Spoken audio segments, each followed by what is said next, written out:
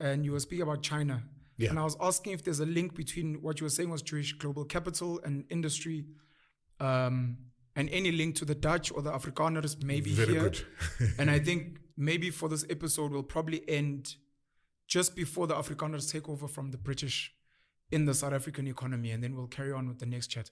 Right. So it's like I was saying that the Dutch were very innovative people.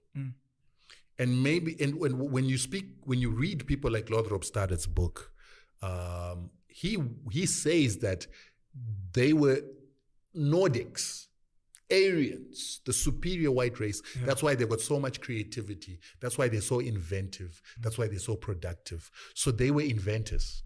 They produced things like the ship compass. They produced things like ships, high quality ships. They produced things like the sail.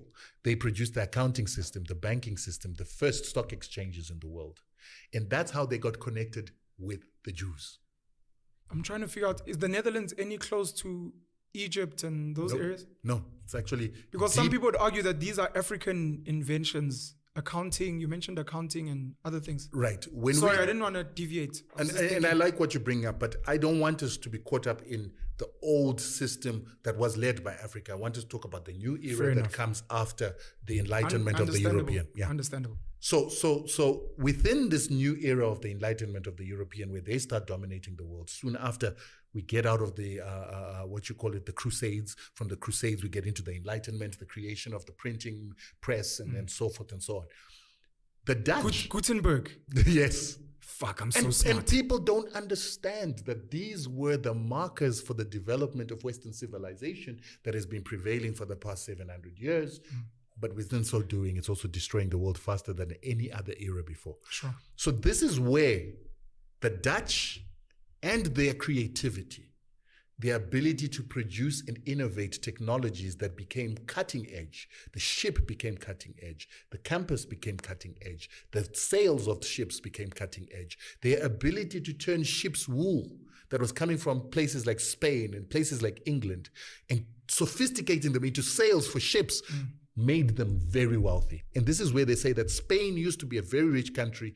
Portugal used to be very rich countries. They used to extract a lot of wealth from South America, but they lost all that wealth because when they came back to Europe with all their gold and all their silver, they had to spend it in the Netherlands, buying ships, buying campuses, buying sails.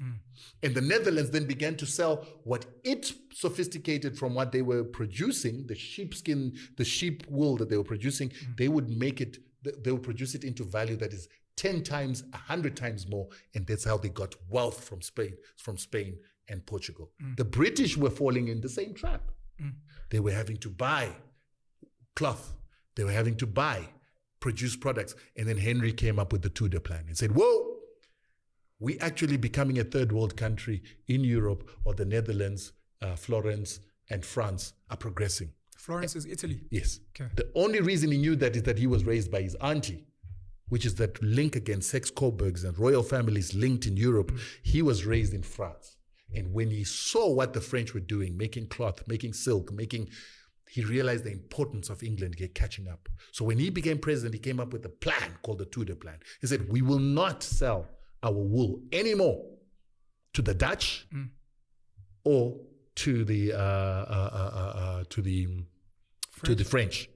We're going to ask Dutch companies if they want our wool to come and produce the wool in our country. Hey, Zimbabwe is saying, come have your lithium companies here. That's why you have to read history. Yeah. You see what I'm saying? My brother once said... Because what you're trying to get is what they call the triple rent. Sure. The triple rent comes in controlling the resource, manufacturing the resource or processing the resource into a finished manufactured good, and then controlling the market. And guess what we said about the Oppenheimers? We were able to show that they earned the triple rent. They control the gold under the ground. Yes.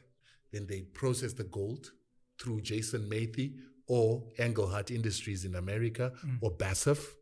Then they take it to market, which they control, to the London bullion market.